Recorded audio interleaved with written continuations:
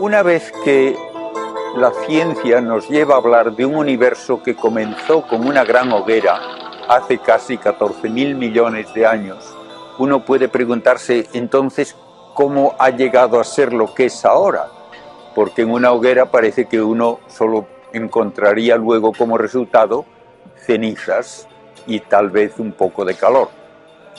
Para eso, la ciencia describe a la materia por lo que hace. Yo no sé lo que es una cosa sino viendo qué hace. Y esto es lo que hace la ciencia y nos dice que la materia tiene 4 maneras de actividad, nada más. Y esas son las 4 fuerzas que acepta la física. La primera es la fuerza gravitatoria.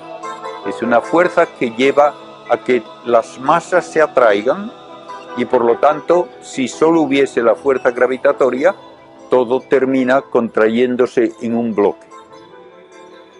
La fuerza electromagnética puede producir atracciones o repulsiones y es mucho más intensa que la fuerza gravitatoria. La fuerza gravitatoria yo no la siento, por ejemplo, cuando paso al lado de un edificio. Yo no siento que me atrae el edificio.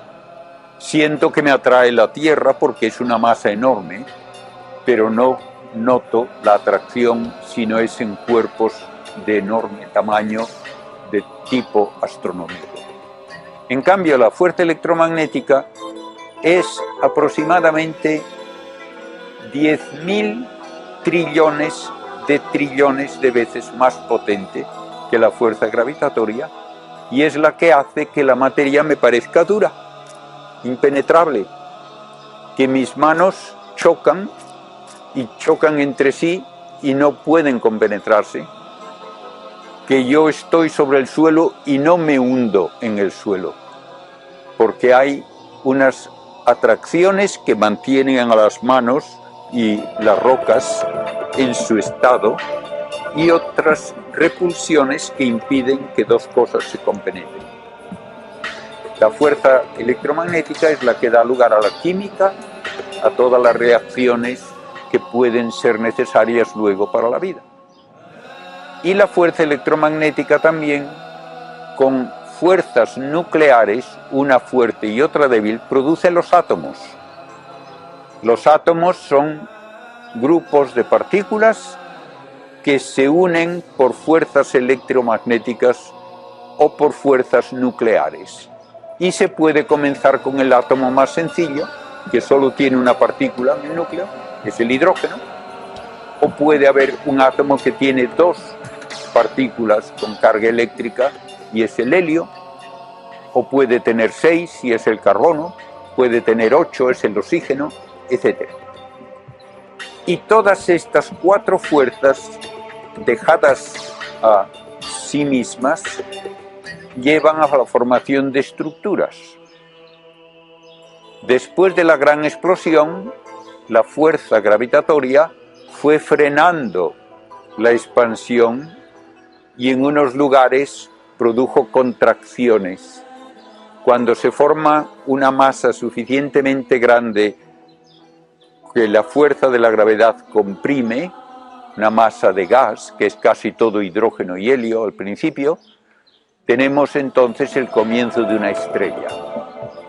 Una estrella es un globo de gas que por su propia gravitación se contrae y se calienta al contraerse hasta que alcanza una temperatura de millones de grados en el centro. Y con millones de grados de temperatura hay reacciones nucleares.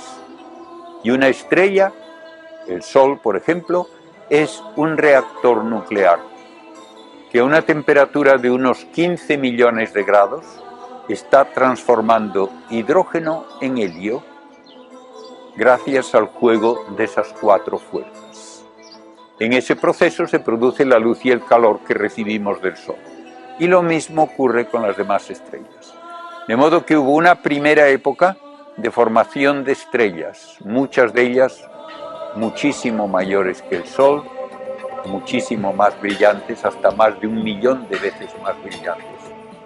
Esas estrellas gastaron su combustible muy rápidamente y hubo otra generación en que ya había una mezcla de los elementos que se sintetizan en la primera generación.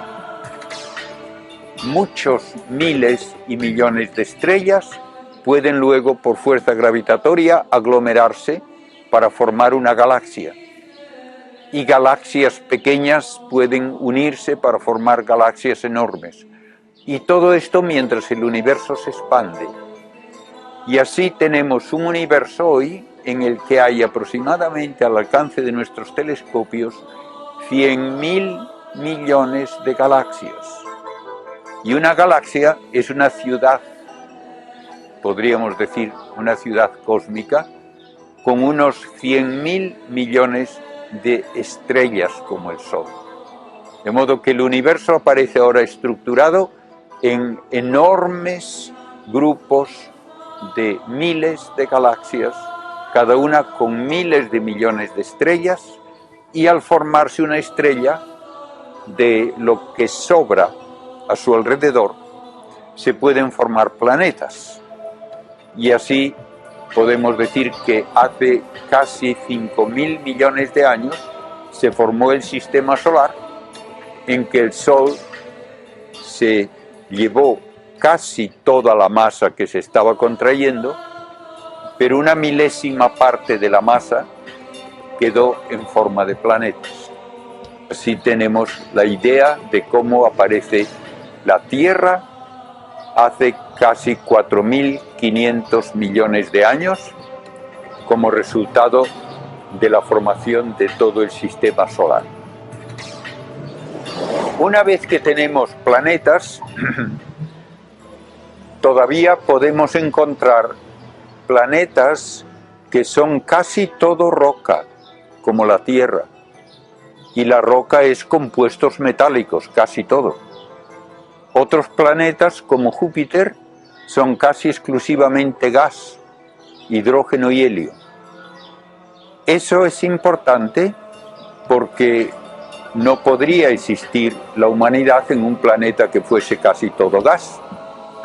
De modo que la estructura del universo usa las fuerzas de la materia para dar lugar a su jerarquía de estructuras gigantescas, las galaxias, las estrellas, los sistemas planetarios y finalmente un planeta habitable, por lo menos uno, en el sistema solar, que es la Tierra.